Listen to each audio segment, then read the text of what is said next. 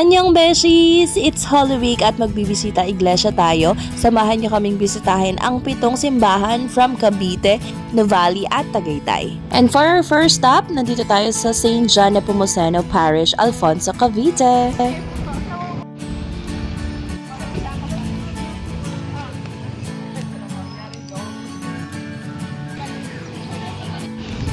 Hi, Jesus! Sak, say hi muna! Uy! Did you say hi? O, pray muna kay Jesus. Pray!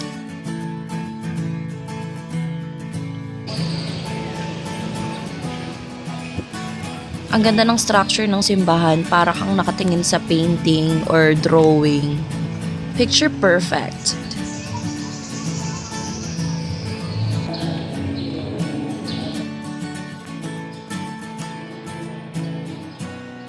At dahil Semana Santa, mapapansin nyo na lahat ng mga imahe ni Jesus at ng ibang mga santo ay nakatakip ng kulay lilac na tela. Ibig sabihin, walang magaganap na misa kinabukasan at ito yung way ng simbahan para matuon yung atensyon ng mga tao sa pagkamatay ni Jesus at makapagnilay-nilay hanggang sa araw ng linggo ng kanyang pagkabuhay.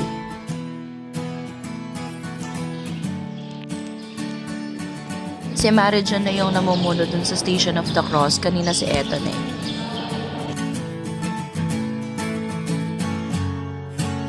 At syempre, kailangan lahat ng simbahan meron kaming photo ops.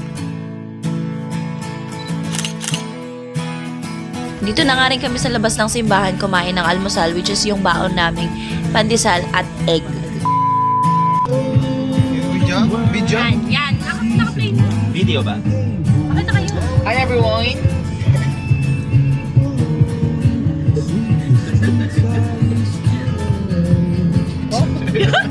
Brian! Parang si Brian!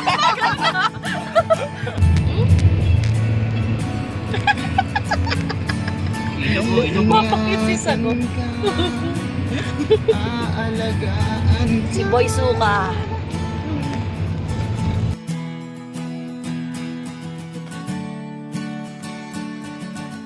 Here in our second stop, St. Gregory the Great Parish sa Indang, Cavite.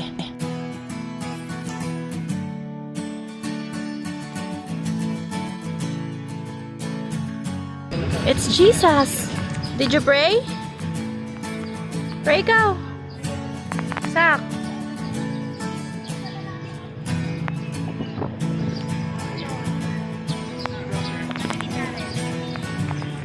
Ganda ng tower. Who's that, Zachary?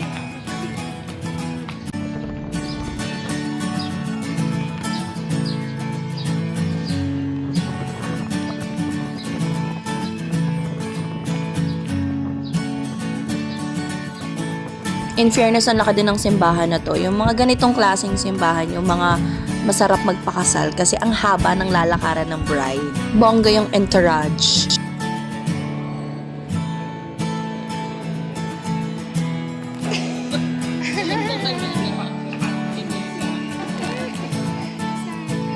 At si Dayan na nga po ang mamumuno.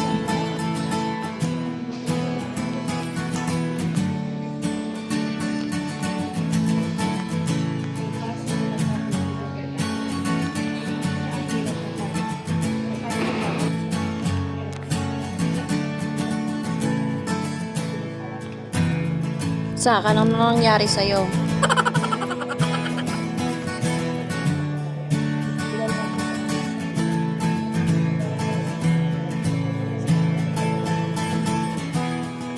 Pang 3rd and 4th station na naman at si Anika mamumuno sa 4th station.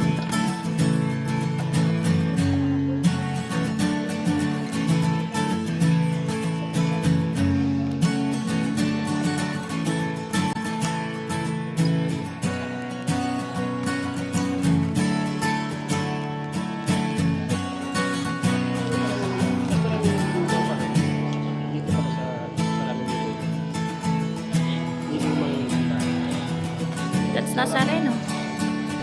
Do you know Nazareno? It's also Papa Jesus.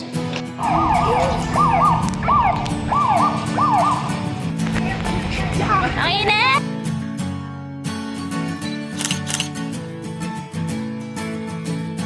Papunta na po kami sa pangatlong church para sa araw na ito. At nandito na tayo sa pangatlong destinasyon ng Our Lady of Candelaria Parish sa Silang, Cavite.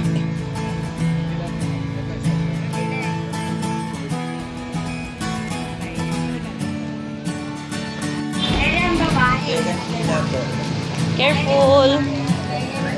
Okay, go! Bawat simbahan, tinatapos namin at least 2 Station of the Cross. And this time, ako naman at saka si Yayin yung nagbasa. Basta salitan lang kami mga bagets.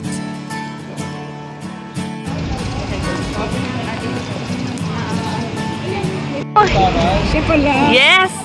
Namigay ng freebies ang Cavite Tourism. Thank you po! Electric fan po? Hala, naubos. Baka po pwedeng kumuha pa ng ano.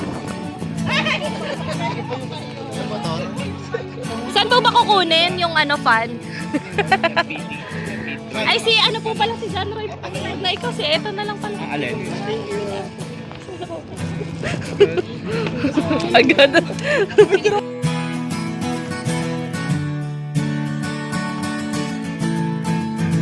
Si Angge nga pala ng Cavite Tourism. Pa-picture na sa artista. Nagpa-picture ka porke wala si Ate Anne pala.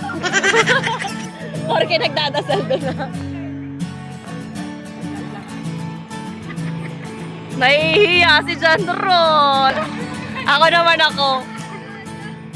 1, 2, 3. Ano yung padala lagi sa akin ng inay Pag basta may naluwas, pinapadala ko niya. 100 sa maliit, 100 sa malaki. Kami kalamay. Ay, kami kalamay sa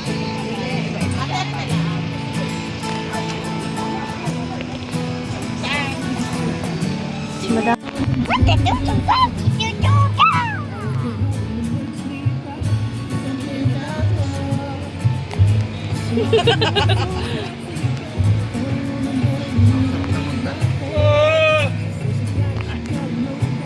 Opa.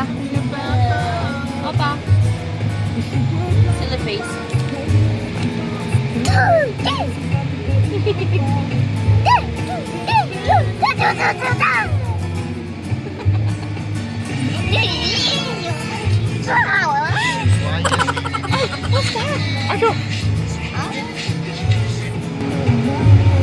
Parang kailangan ko tumahan.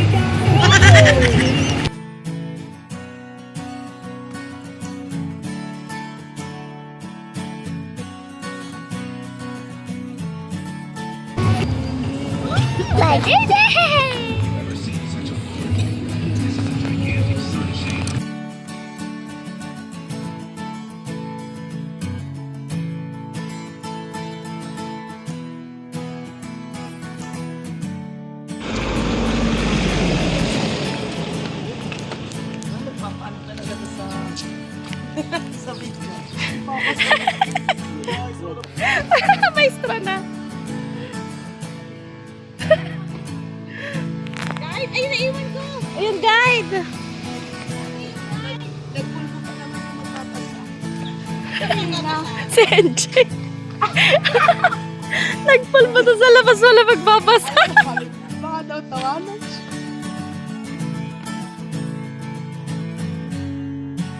Ang social nitong simbahan na to.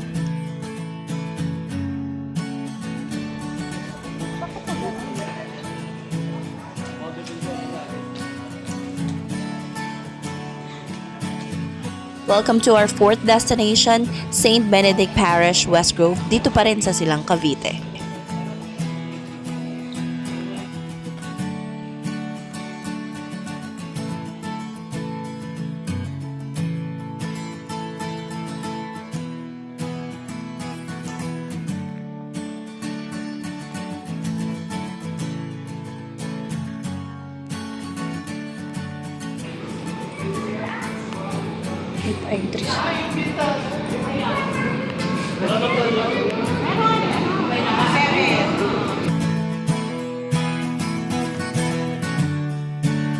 Very modern tong simbahan na to. Ito yung sa Station of the Cross nila naka-glass, tas meron din sa labas.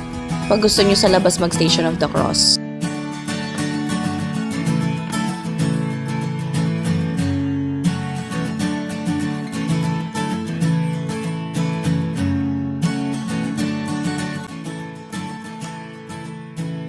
Didiskusyon na po sila kung sinong susunod na magbabasa at wag po tayong tatawa.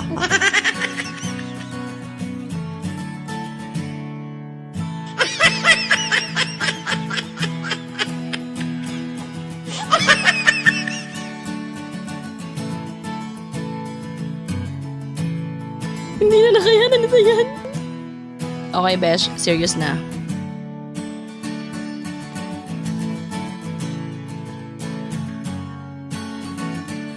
Nasa last row na upuan to si Zach, tapos bigla siyang lumakad papunta sa harapan. Where's Papa Jesus? Oh, you go to Papa Jesus. Where are you, Papa Jesus? Where are you? Papa Jesus, where are you? Are you here? Hindi ko alam kung saan niya nakita si Jesus. What's that? So nagtataka ako bakit siya pumunta sa harapan para hanapin si Jesus. Samantalang lahat ng simbahan na pinuntahan namin, walang imahe ni Jesus sa harapan. Lahat nakataklob.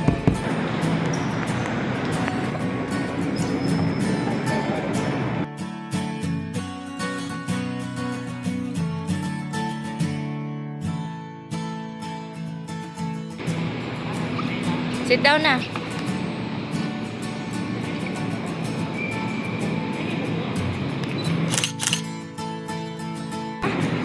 Oh no, that's Zachary!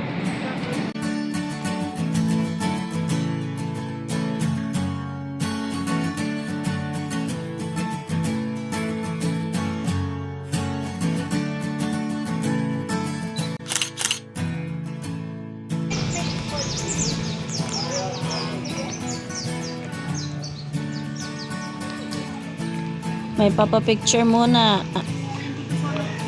Dili ako papasok. Pwede pumasok. Zach, here's a flower for you!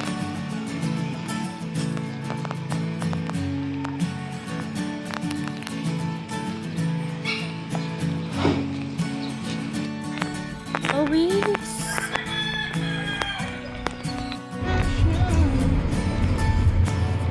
Ayun o, mga napipigil ka. Mainit. Ayun o, nandito lang sila na.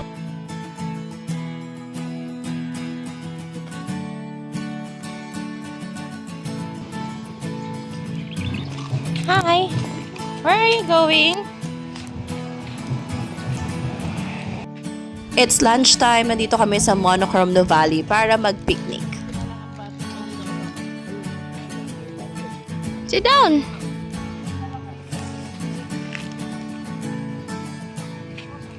Sit down!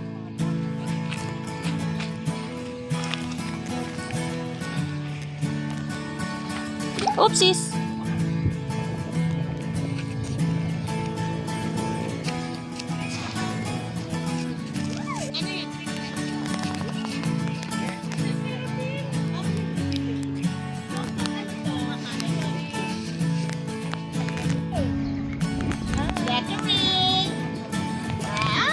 Nakadaya ako kay Zachary. Matured rose. Eh, ano sabi mo? Mama, bigat ano matutukin kayo? Direk, ready na po sa ano? Matured rose. Pagita.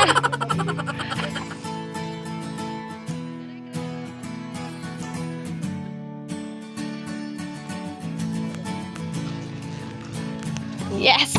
Ang ating itlog master.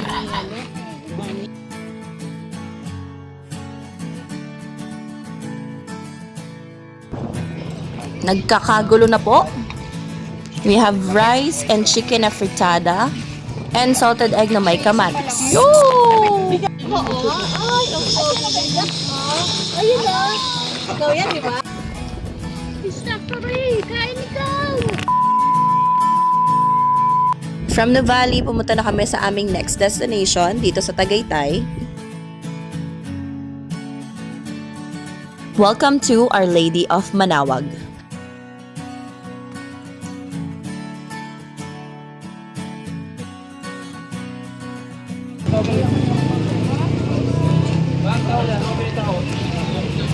Nag-ano kaya pang lima na namin ang simbahan.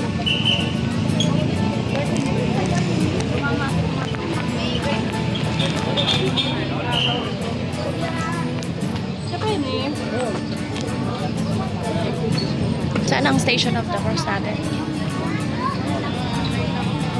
Candle prayer.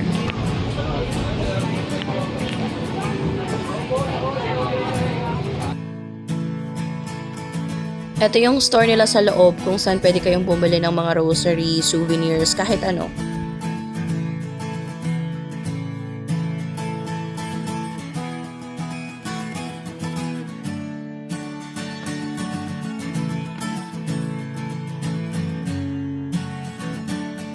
Our Lady of Manawag, hindi siya malaking simbahan na pwede ka magpakasal.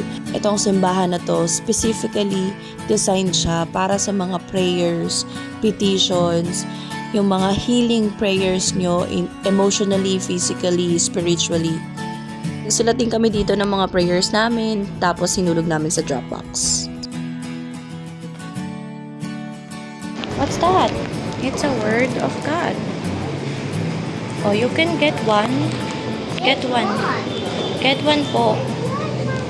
Okay. Come here, let's open it. What does it say? Let's read it. Oh! What does it say? Let me see. Wait. Can you read it?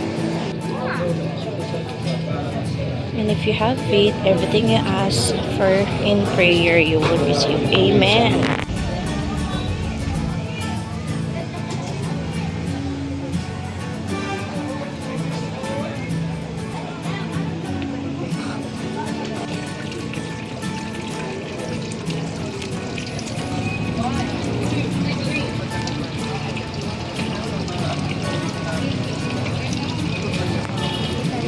Wish na, wish na.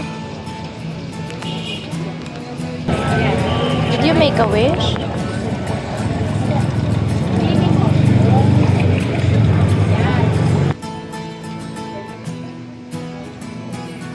Tinuloy na ni Eton yung Station of the Cross.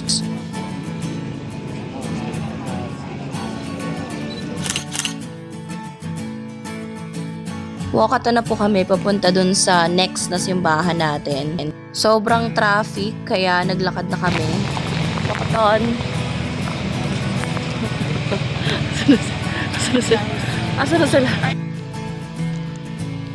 Dapat dito kami sa Angel's Hills, kaso 7 PM pa mag-open. So, dumiretso lakad na kami dun sa last na simbahan natin.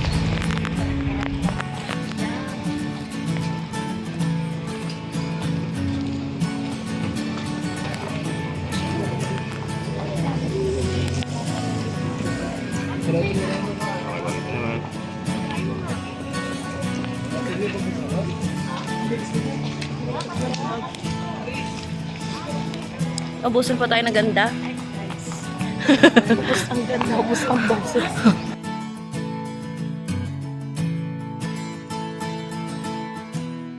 Halata bang nasa Tagaytay tayo at puro pine tree?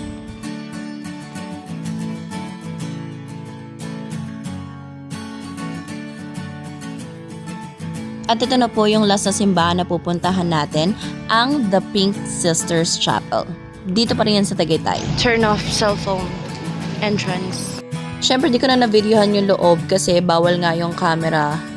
Pero literal na naka-pink yung mga sisters. Nakahiwalay sila dun sa crowd, tas may harang. Hindi nyo sila makikita, puro likod lang. Meron din dito sa gilid na pwede kayong magsulat ng mga prayers nyo tas ihuhulog nyo sa box nila. Meron ding TV sa labas para makita nyo yung buong misa.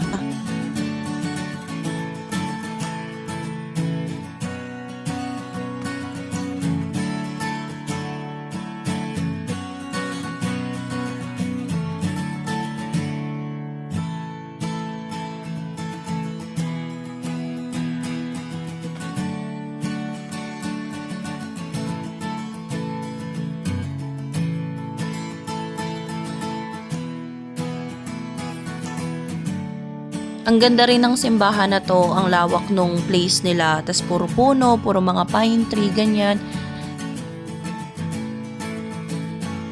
Dito banda yung Station of the Cross nila. Bale, meron pa kaming 4 na natitirang Station of the Cross. Tatapusin na namin yung lahat dito. At si Ate Annabelle at eto na yung nag-lead dun sa huling mga Station of the Cross.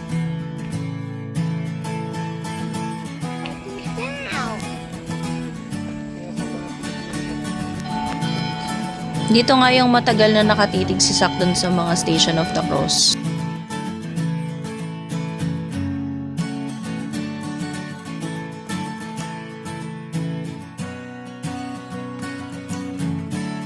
Lalo na dito sa pinakahuli, parang dito ata siya pinakamatagal na nakatitig kay Jesus.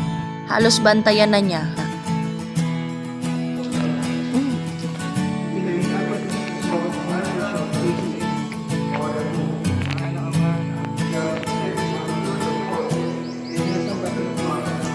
Hanggang sa matapos na ang Station of the Cross, nandyan pa rin siya.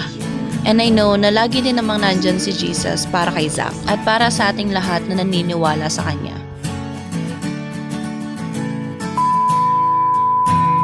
We're in JT's.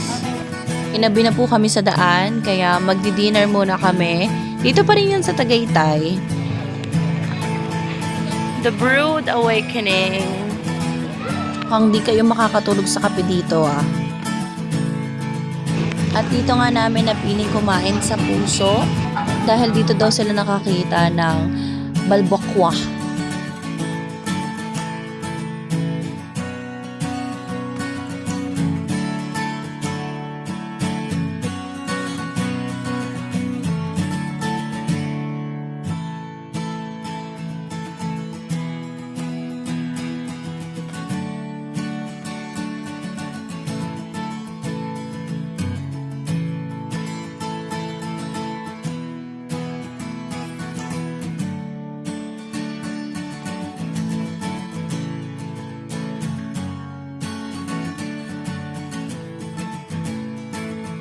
Saan?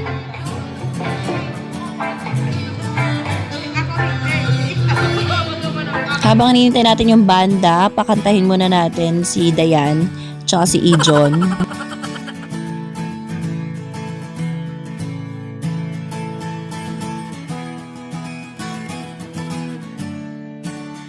Damang-dama, kala mo totoo. Pero ito po yung totoong banda.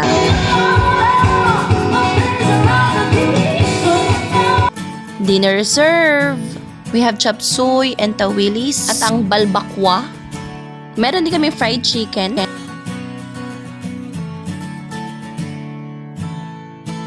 Ma'am, marriage mo. Ayan.